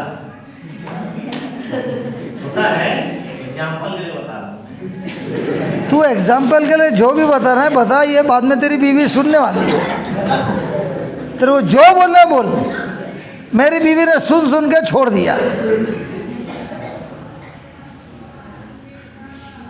क्योंकि मेरी बीवी को पहले ऐसे ही होता था, इसको कुछ चिंता ही नहीं है, इसके दिमाग में कुछ जाता ही नहीं है, इमोशन ही नहीं है, कड़क पत्थर है। फिर जब सब खत्म होता था मैं पूछता था क्या हुआ, जो तुम सोच रही थी क्या हुआ? नहीं कुछ नहीं हुआ।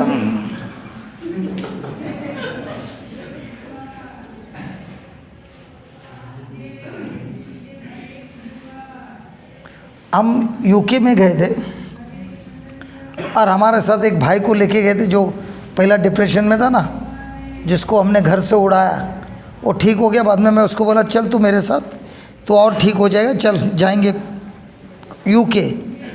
अब हमारा सब हम जाते आते सब अपने इससे ना, तो कल हमको एक जगह पे जाना है।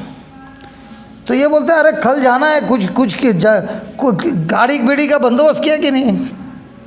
हो जाएगा। और मेरे को बार बार टोकेगा, बोले तू शांत हो जाना, जाएंगे, शांत हो जा, बराबर फ़ोन आएगा, तू टेंशन मत लेना। पूरा का पूरा 25 दिन का टूर हम लोग का ऐसे ही हुआ। लेकिन इसके दिमाग में क्या होएगा? चिंता। और वो मेरे को देख रहे एकदम शांत है, और ऐसे ही मैं जी रहा हूँ 25 साल से। और कोई बोलेगा तुमको थोड़ा प्लानिंग करना मांगता है। मेरे को जैसा पवित्र आत्मा ने सिखाया मैं करता हूँ, और आनंद के साथ करता हूँ। Praise God, hallelujah. हालेलुया।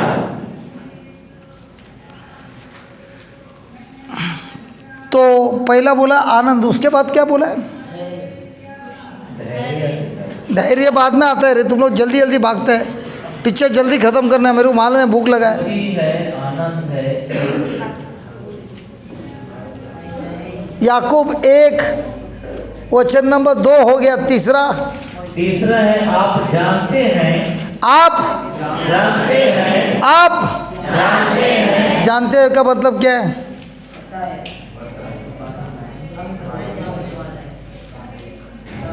जानते हैं क्या मतलब क्या है? अरे जानते हैं क्या मतलब क्या है? विश्वास है, विश्वास है।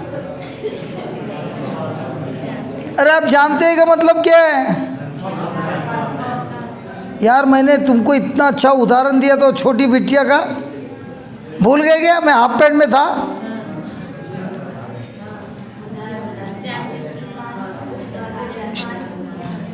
शादी में जा रहे थे, कोट पहना और हाफ पैंट पहना और मैं बोला चल, और बोली मैं नहीं आ रही आपके साथ।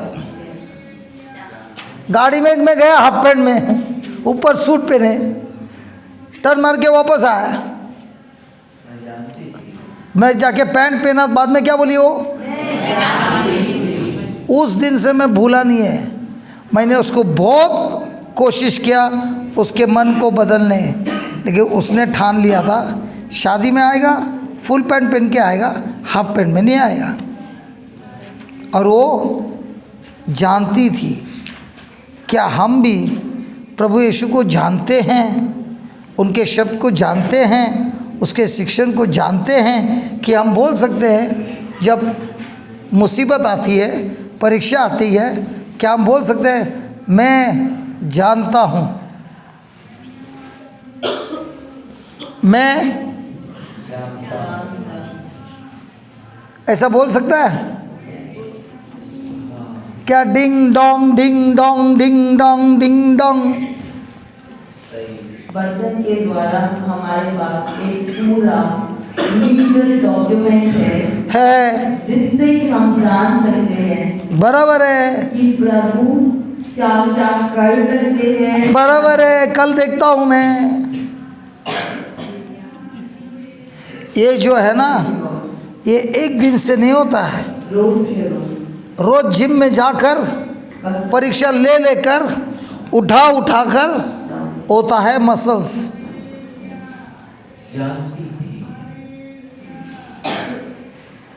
और लिली सिस्टर है ना, उनको देखिएगा तो क्या लगता है बहुत साधारण है, बहुत कोमल है, बहुत ये है, लेकिन उस महिला ने, उस बहन ने अपने पति को इतना घुमा दिया वचनों से, उनका पति आज के तारीख में एडिक्शन हो गया है वचनों का।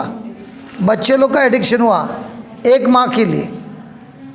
और जब से मैंने उनको दिया है वो इतनी आनंद से भरी है, वो तो बार बार आके मेरे को बोलती है बहुत बहुत धन्यवाद, बहुत बहुत धन्यवाद, क्योंकि उनकी परीक्षा चालू हो गई।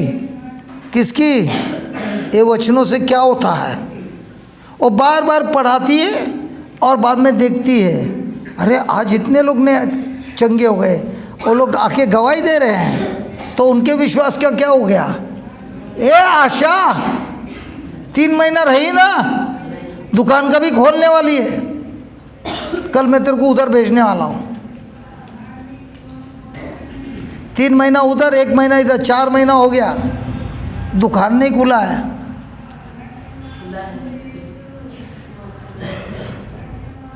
पेट्रिशा 15 दिन थी ना, कब दुकान खुलने वाला है?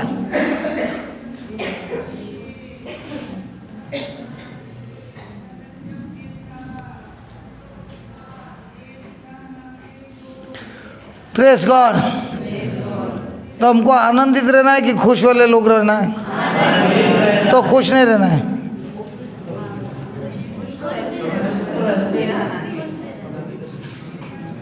मैं पूछ रहा आपको खुश रहना है, आनंदित रहना है?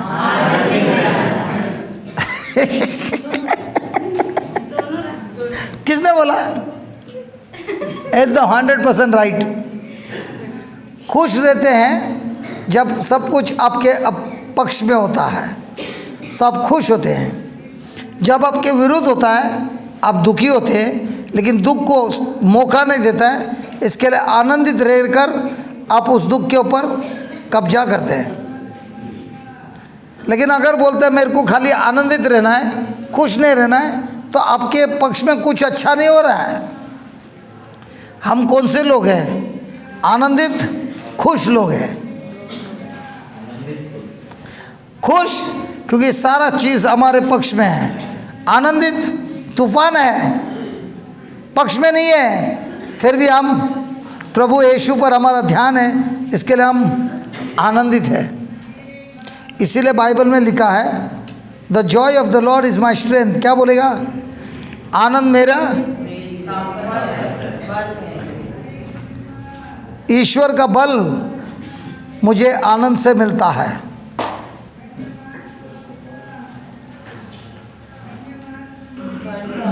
हाँ, आनंद से भरता है। बढ़ता है, मिलता है, जो भी है, लेकिन आनंद ही मेरी ईश्वर की ताकत है। तो जब भी हम कोई परीक्षा में फेल हो गए, कब हुआ? जब आनंद दुख में, चिंता में बदल गया। अब हो गया हमारा रास्ता भी बिगड़ता जा रहा है।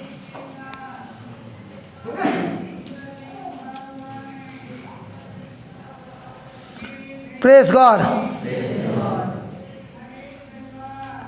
ये बहन सवेरे से थी ना? माइक था क्या? दोपहर तक था। जब हम उधर गए ना, हमने सोचा ये बहन ने एक बार भी बोला नहीं, माइक नहीं है, हम फिर भी प्रचार कर रहे हैं, इधर 2 स्पीकर पड़ा है, हम वापर नहीं रहे हैं। उन्होंने पूछा नहीं, लेकिन मैंने सोचा ये ऐसी जवान है जो माइक है नहीं है, उतने लोगों को पढ़ाती है, इधर तक आवाज़ आता है। और फिर ये क्लास ख़त्म होने के बाद किचन में जाके काम भी करती है। और फिर हम लोग सब खाना खाने के बाद बर्तन भी धो रही है, और फिर आके क्लास ले रही है। अब इस सेना को क्या बोलिए? और एक भी बार उनके अंदर ऐसा नहीं है कि हम लोग बैठ के खा रहे हैं और वो किचन में काम कर रही है। अभी तो वो प्रचार कर रही है ना। हेलो, हम जब ऐसे लोग को देखते हैं ना, हम 2 हाथ से सैल्यूट मारता है। इतना दिन से उनको माइक नहीं दिया था, लेकिन कुछ बोला, दुकान फिर भी चल रहा था। इसी को बोलता है माइक है, माइक नहीं है, मेरे पक्ष में नहीं है, हम आनंदित हैं, हमको मौका मिला है, प्रभु का कार्य करते जाएंगे।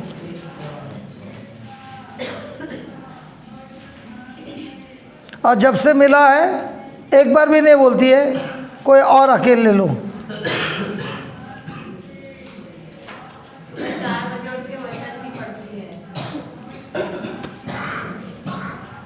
उनका पति भी वैसे ही हो गया, आज तक रिट्रीट अटेंड नहीं किया है, लेकिन यूट्यूब का सारा टीचिंग लेकर लिखता है, बोलता है मैं स्कूल में जितना पढ़ाई नहीं किया वो अभी कर रहा हूँ।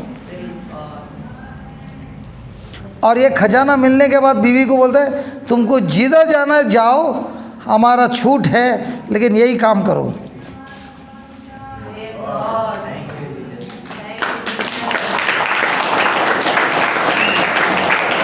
राधा इधर है, राधा इधर है, उनका पति आज किधर तो भी प्रीच कर रहा है, 400 लोग आए हैं।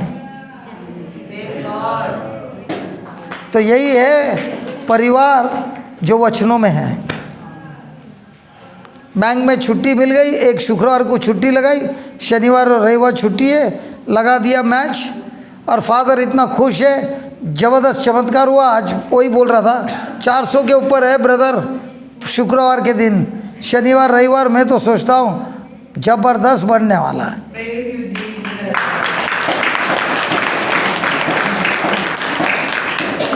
आप लोग ताली बजाते रहे, मेरे को अच्छा नहीं लगता है। मेरे को क्या अच्छा लगता है मन में,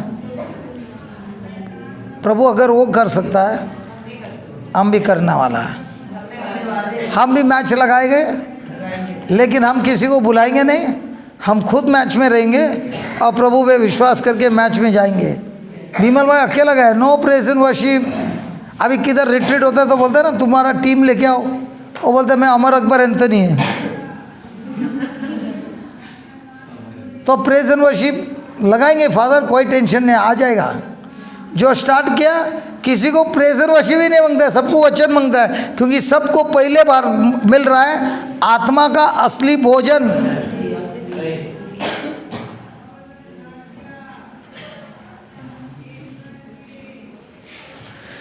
फिर पढ़िए,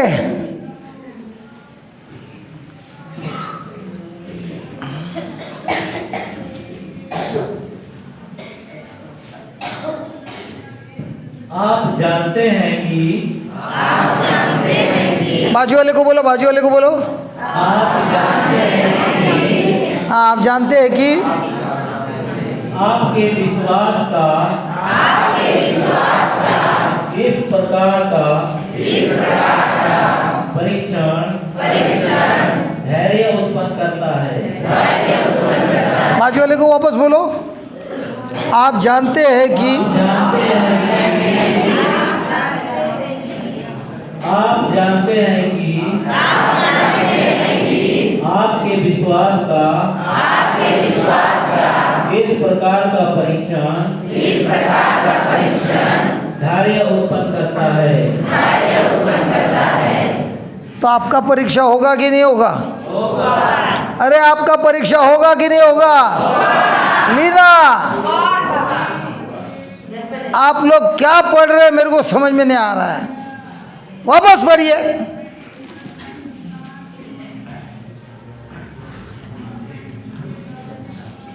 आप जानते हैं कि आपके विश्वास का इस प्रकार का परीक्षण धैर्य उत्पन्न करता है। आपकी परीक्षा होगी कि नहीं होगी? आपकी परीक्षा होगी कि नहीं होगी? दयानंद, आपकी परीक्षा होगी कि नहीं होगी? हो गई है? मतलब क्या?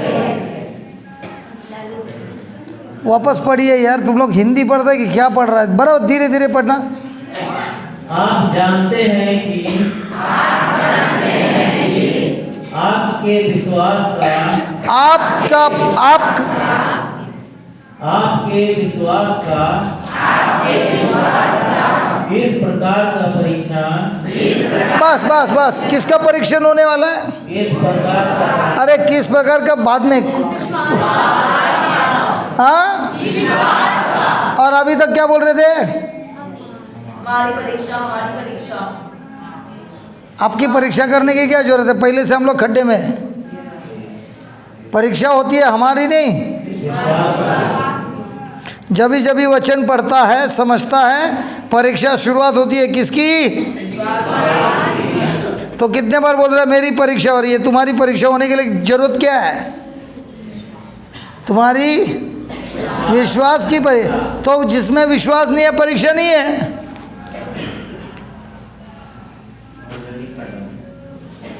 अरे जिसमें विश्वास नहीं है परीक्षा ही नहीं है, और परीक्षा नहीं है तो सर्टिफिकेट कहाँ से मिलेगी?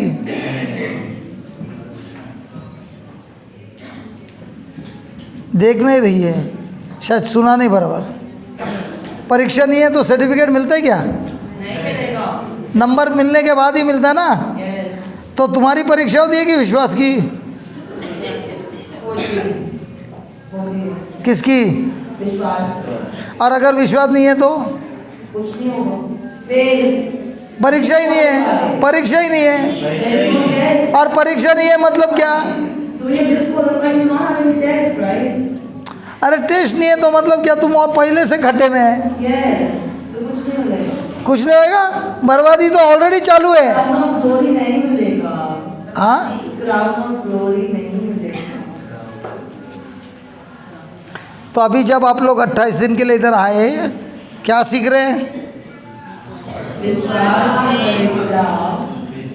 जब वो तब हम उसका। तो जिस वचन ने तुमको आनंद दिया है, वही वचन ने तुमको विश्वास दिया है। दिया है। तो जो वचन तुमको आनंद देता है, उसी पर शैतान का है आक्रमण। उसी वचन को अभी उसको देना है चिंता, तब तुम्हारा विश्वास डूम डूम डूम अब अगर मुंह से बात भी निकलती है, विश्वास की निकलती है कि समस्या की निकलती है? किसको खबर?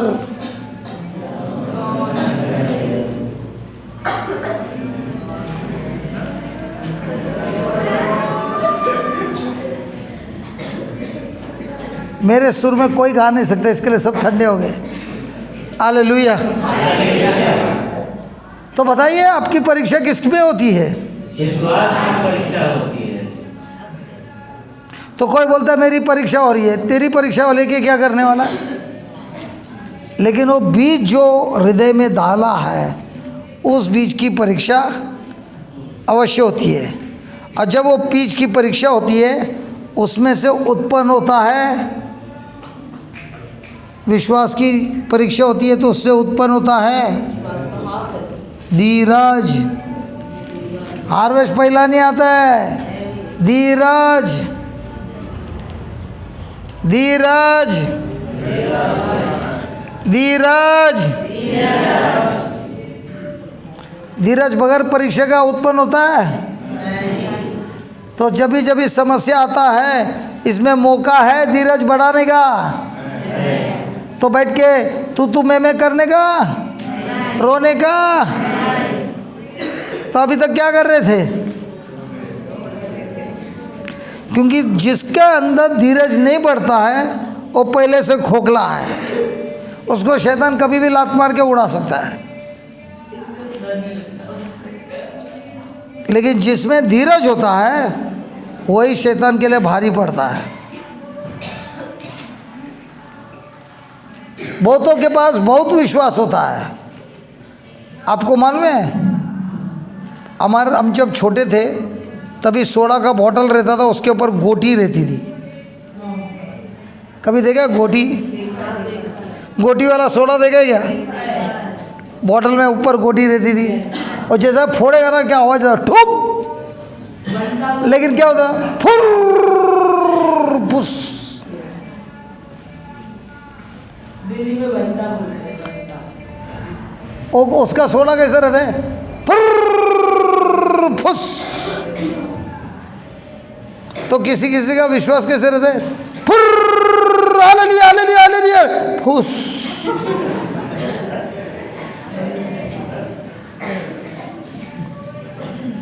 लेकिन ये सोडा के जैसा बोतल जो रहता है, जो अच्छा क्वालिटी का रहता है, 1 घंटे के बाद भी बुड़बुड़ा निकलते रहता है।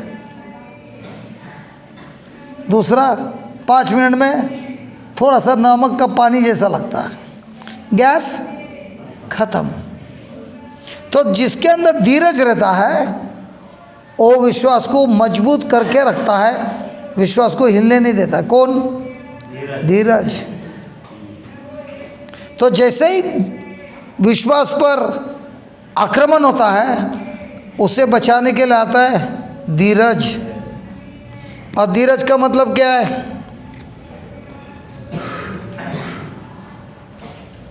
अडिग बने रहना। हाँ, अपने निर्णय पर अडिग बने रहना, मतलब स्थिर रहना।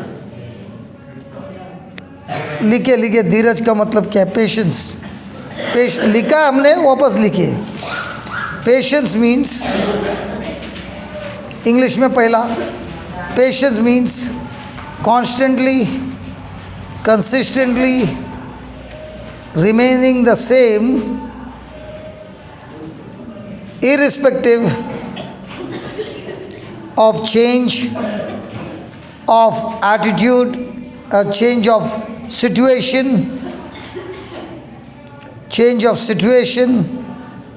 or people's comment।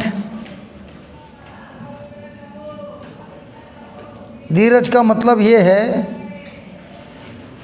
मेरा एटीट्यूड को क्या बोलता है?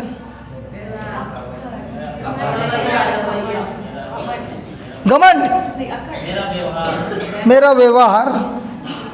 व्यवहार स्थिर होता है,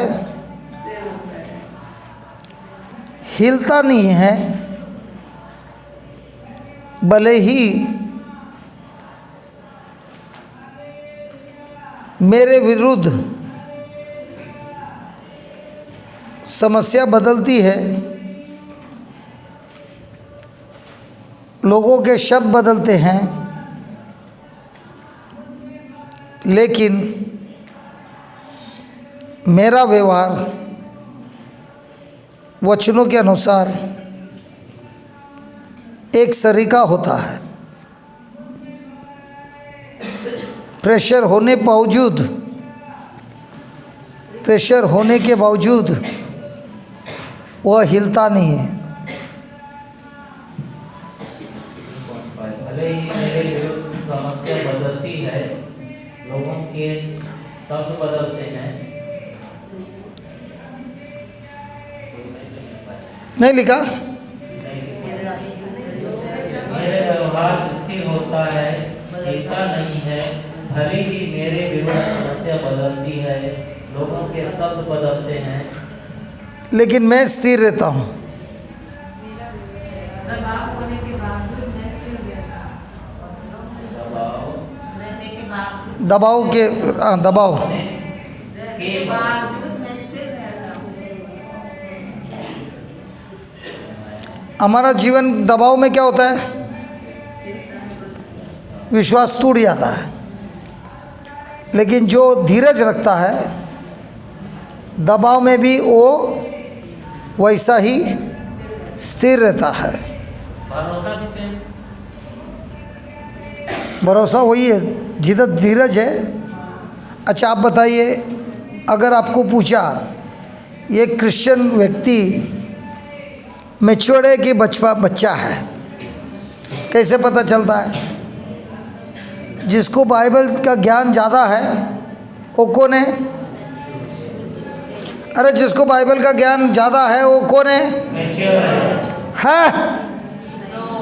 है मैच्योर कौन है? जिसकी समझ जो वचनों के द्वारा अपनी जिंदगी को व्यतीत करता है उसे। मैच्योर कौन है?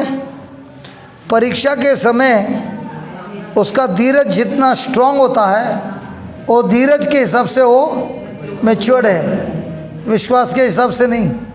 क्योंकि विश्वास हिलता है। जिस दिन पेशेंस हिल गया, विश्वास गिर गया। जोसेफ की ज़िंदगी में विश्वास था, लेकिन उससे भी अधिक क्या था? दाऊद के अंदर क्या था? पेशेंस। मूसा के साथ क्या था? ये सब हीरो लोग का नाम लेगा ना, सबके अंदर क्या है? तो जब तुम रेस दौड़ते हो तो तुम्हारा किसकी परीक्षा होती है? कितना तुम पेशेंस में स्थिर रहते हो। किसी का कभी पेशेंस हिल गया? हेलो, कभी किसी का पेशेंस हिलता है?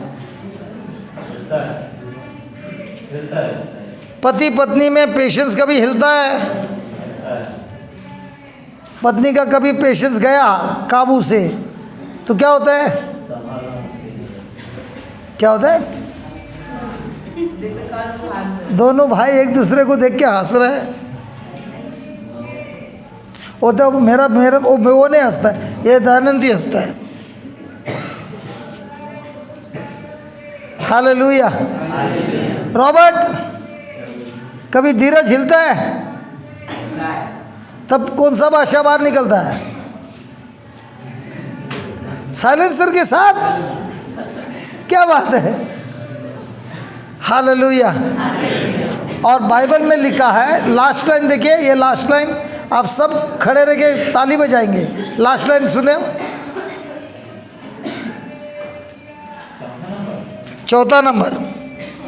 धैर्य को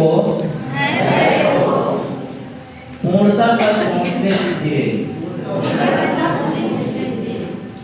धैर्य को पूर्णता तक पहुंचने दीजिए, जिससे आप लोग स्वयं पूर्ण तथा अनित बन जाएं।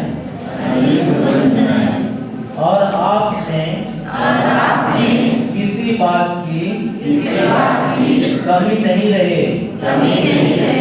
तो कमी क्यों है?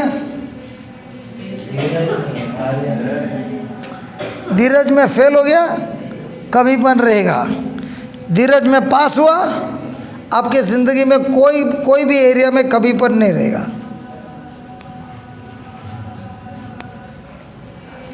तो आपको ज़िंदगी में सबसे ज़्यादा बढ़ाना क्या है?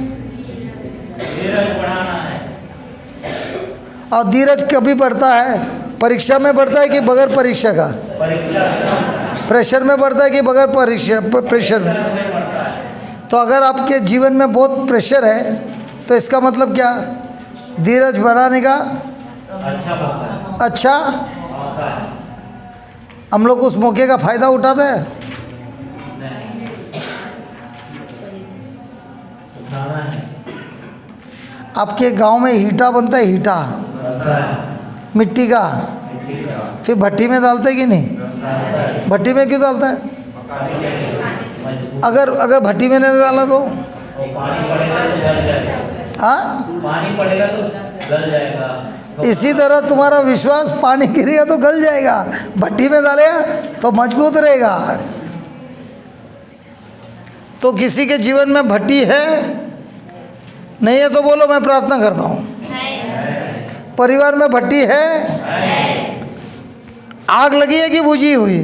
आग लगी हुई है। तो आप ईटा है, भट्टी में जाकर विश्वास और धीरज को बढ़ाएगा तो कैसा ईटा होएगा? मजबूत। हर सीजन में चलेगा लेकिन गलेगा नहीं। और जो ऐसा ईटा बनता है, प्रभु बोलता है उसके जीवन में कोई चीज़ की। तो आइए अभी आगे पढ़ाइए। दयानंद जरा रिवीजन करना, देखो तो मैं क्या सीखा है। 15 मिनट लेना। नहीं यार, 10:15 बज गया, 10:20 हो गया। कोई मेरे को बार बार देख के ऐसा कर रहा है।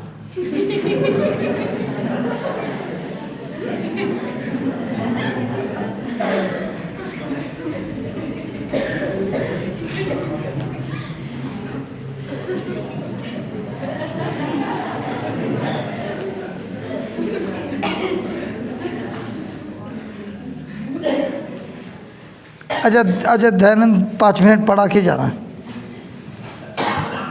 आजा जल्दी आजा।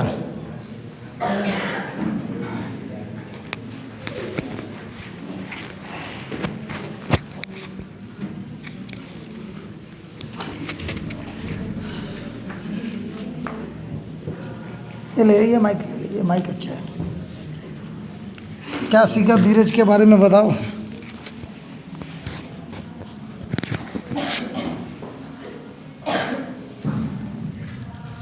हालेलुया, हालेलुया, धन्यवाद यीशु। तो धीरज के बारे में सीख गए। धीरज के बारे में क्लोज कर दे। कुछ भी सीखा 5-10 मिनट। धीरज के बारे में सीखे कि नहीं? धीरज के बारे में कोई गवाही तो दे। हमारी स्टोरी तो तुम सुनते हैं, हमको भी तुम्हारी स्टोरी सुनने दो। धीरज के बारे में कोई गवाही है आप लोगों के पास? वो क्या घुमा दिया गाड़ी को?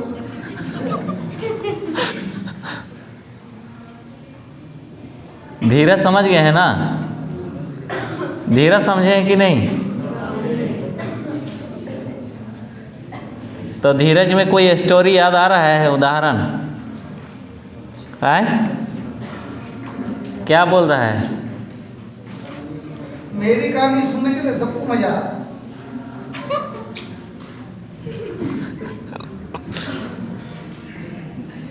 धीरज की स्टोरी। नितिन, स्टोरी नहीं, कल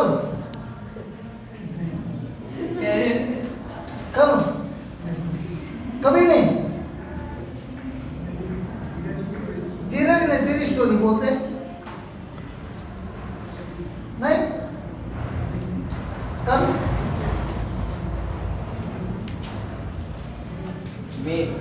हाँ मे बी कल ठीक है, कल क्योंकि हमारी नहीं। हर एक स्टोरी में कुछ ना कुछ होता है जिससे दूसरों की जिंदगी स्टोरी बोली बदलती। बिटिया सब कल बोले तो आज कौन करेगा? कल आता नहीं है, ठीक है, कल फिर कल में चला जाएगा, है कि नहीं है? आज पर कल कल हो जाएगा। आज हैं? करे तो अब कर, अब करे तो अब अभी। अच्छा हाँ, अभी किसी को स्टोरी बोलना है कि नहीं बोलना है? है स्टोरी कि नहीं है? दीपक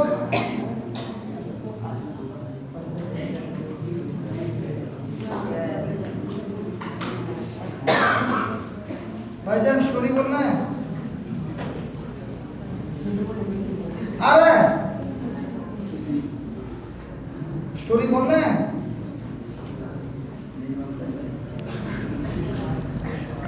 नहीं बनता है। तो ठीक है, चलो प्रार्थना करो। क्लोज प्रे कर।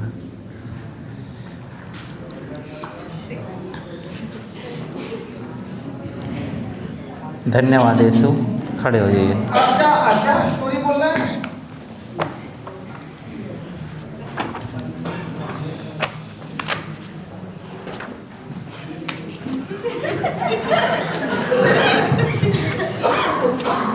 क्या हुआ? लोग क्यों हंस रहे हैं? खड़े हो जा।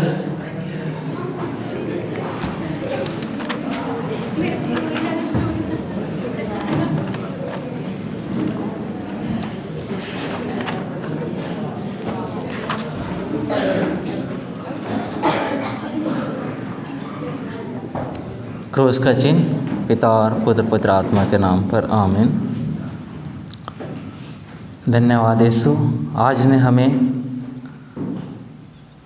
आपने अपना शिष्य बनाकर हमें वाणी दी है ताकि हम थके मांदे लोगों को संभाल सकें। प्रतिदिन प्रता आप हमें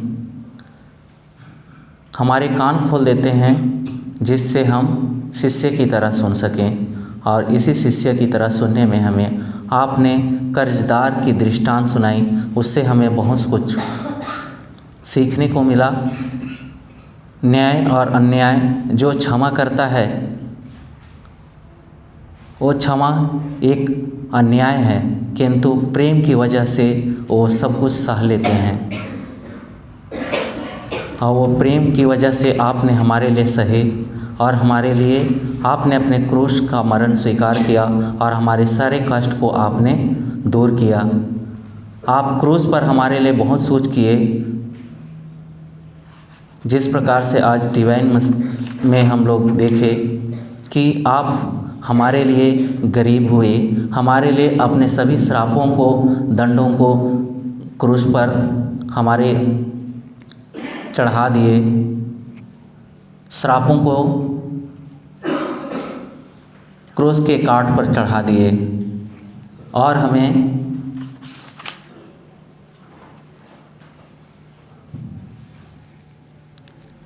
बहुत सारे उन तमाम वरदानों से भरे हैं जो आप हमारे लिए क्रूस पर बढ़े। आज क्रूस रास्ता का दिन था जिसमें हमने आपके उस क्रूस मरण और क्रूस के रास्ते को याद किया, और बहुत सारे शिक्षा हमें आपसे मिले।